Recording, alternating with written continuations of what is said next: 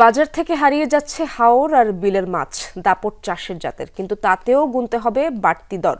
ব্যবসায়ীরা জানালেন মাত্রই জলাশয়ে চাষের মাছের নতুন মৌসুম শুরু হয়েছে, সেসব বড় হয়ে বাজারে আসলেই দাম কমবে। এদিকে আগুনের হলকা ছোটাচ্ছে ইলিশের বাজার।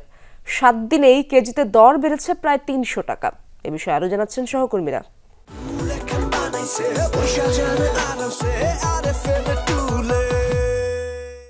মাছের বাজারে চিত্র প্রতি সপ্তাহেই যেন খুব বড় পরিসরে বদলে যাচ্ছে। এই কথা বলছি কেননা গত সপ্তাহে যখন আমরা মাছ বাজারের খবর নিয়েছিলাম, বিভিন্ন চাষের এবং নদীর মাছের যেই দাম ছিল, সেই প্রতিটি মাছের দাম এই সপ্তাহে এসে কেজিতে অন্তত 20 থেকে 30 টাকা করে, কোনো কোনো ক্ষেত্রে আরও বেশি বেড়েছে। 200 টাকা কেজির নিচে কোনো মাছ নেই। এমনকি পাঙাশ বা তেলাপিয়া, যেটা নিম্নবিত্ত মধ্যবিত্তের বেশ বড় ভরসার জায়গা, সেটিও এখন এর চেয়ে নিচে পাওয়া যাচ্ছে না। অন্যান্য মাছের কথা যদি বলি, রুই মাছ মাঝারি আকারের হলে সেটির দাম 300 টাকা ছাড়িয়ে যাচ্ছে। কাতলের ক্ষেত্রে একই অবস্থা। এর বাইরে ছোট ছোট মেছব মাছ রয়েছে, কই মাছ, পোয়া মাছ, এই মাছগুলোর দামও কিন্তু আমরা দেখতে পাচ্ছি 200 থেকে 250 টাকা কেজির ভিতরে ওঠানামা করছে। কালে বিলে পুকুরে মনে করে যারা শ্বাস করে, এই যে বড় উঠে গেছে, কারণ পানি হইব, পানি হলে মনে শ্বাস করবো, আর মাঝখানে মনে করে মাছের দামটা একটু কমে যাবে। সাধারণ ক্রেতারা একটু অসুবিধা হইলো, স্যাক্রিফাইস আর কি একটু 10-20 টাকা বাড়ায় কিন্তু হইতাছে। আগের চাইতে তুলনামূলক আরতে পাইকারি আরতে দাম বেশি। একজন নিম্নবিত্ত শ্রমিকের 15 দিনের আয় অথবা বিদ্যুতের যে বিল আসে সাধারণত মধ্যবিত্তের বাসায়, সেই টাকা দিয়ে আপনি 1 কেজি ইলিশ কিনতে পারবেন কিনা সেটি নিয়ে সন্দেহ রয়েছে, কেননা বাজারে আবার দাম বেড়ে গিয়েছে।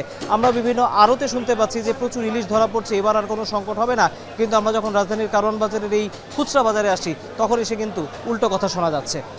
ঠিক আছে, যেই পরিমাণ মাছ পাওয়ার কথা এই পরিমাণ পায় না। এবারে আমরা বিলের মাছের খবর জানতে চলে যাচ্ছি পাবনায় আমাদের সহকর্মী পলিট তালুকদারের কাছে। এখন যে মৌসুম চলছে, বিলের যে মাছ সেটি এখনও বাজারে ওঠেনি।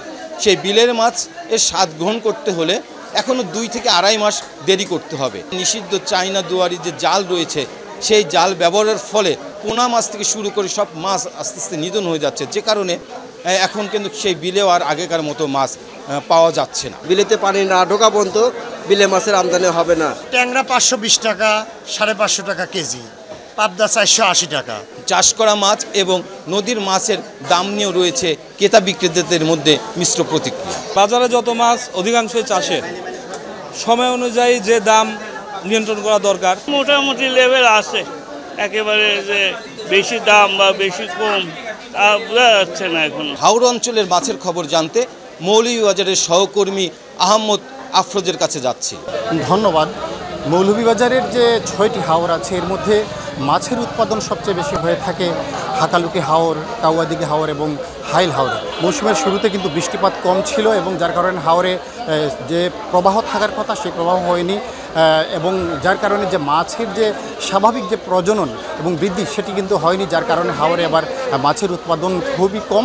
হাওরের মাছ নাই, একমাত্র চাহিদা পাঙ্গাস, তেলাপিয়া, কই মাছ, ও 3-4 জাত মাছ বর্তমানে বাজার চলে। আরও তো মাছ দামে কিনে মাঝে দামে বেচা লাগে, এর কারণে কাস্টমারের মনে করে দাম। ক্রেতারা যেটি বলছেন যে বাজারে মাছের যে দাম তুলনামূলকভাবে অনেকটা বেশি, কারণ এই সময়ে মাছের উৎপাদন কম হওয়ার কারণেই মাছের দামটা বেশি হয়ে থাকে। ফিশারি ছাড়া কোনো মাছই নাই, বুঝছেন। আমরা এই 4টা হলাই পুকুরিত তো দেই মিয়া খানি।